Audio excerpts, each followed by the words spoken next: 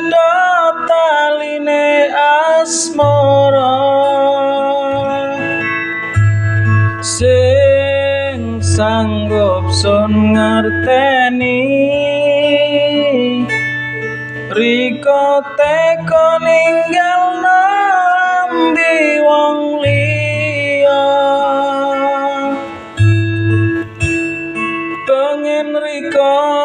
ngomong dewe bakal bareng selawase nyatane kok gawe ngene janji urip sampai mati sing bakal bisa ngelali langit bumi iki dadi saksine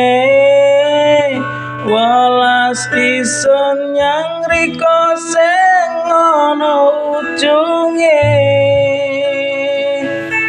isun sing ngira bakal kaya ketiki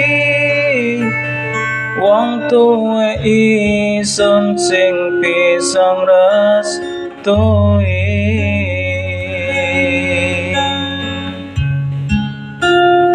langit bumi iki dadi saksine tuluse welas isun iki nang jero ati masya saiki sing bisa dadi siji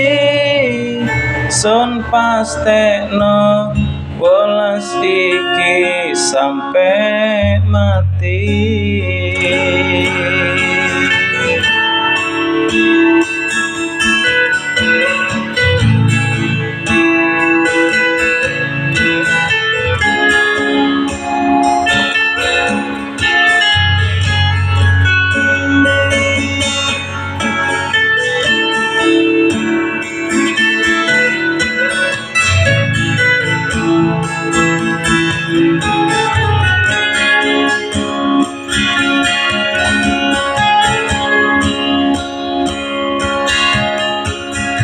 sing bisa sun pahami riko teko medhot taline asmara sing sanggup sun ngerteni riko teko ninggal nambi wong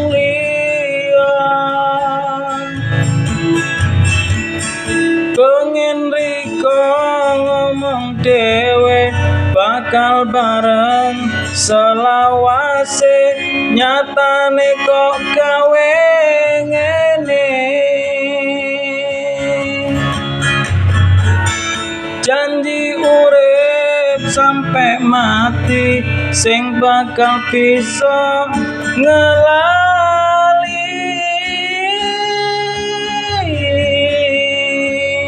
langit bumi iki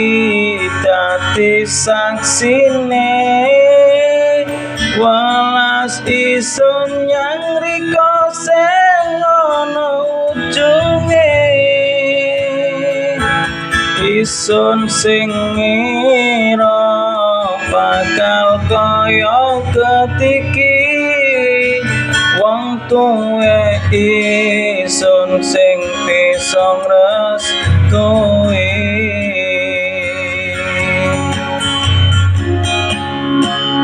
langit bumi iki dadi saksine tuluse welas isun iki nang jero ati masya saiki sing bisa dadi siji sun pastekno welas iki sampe mati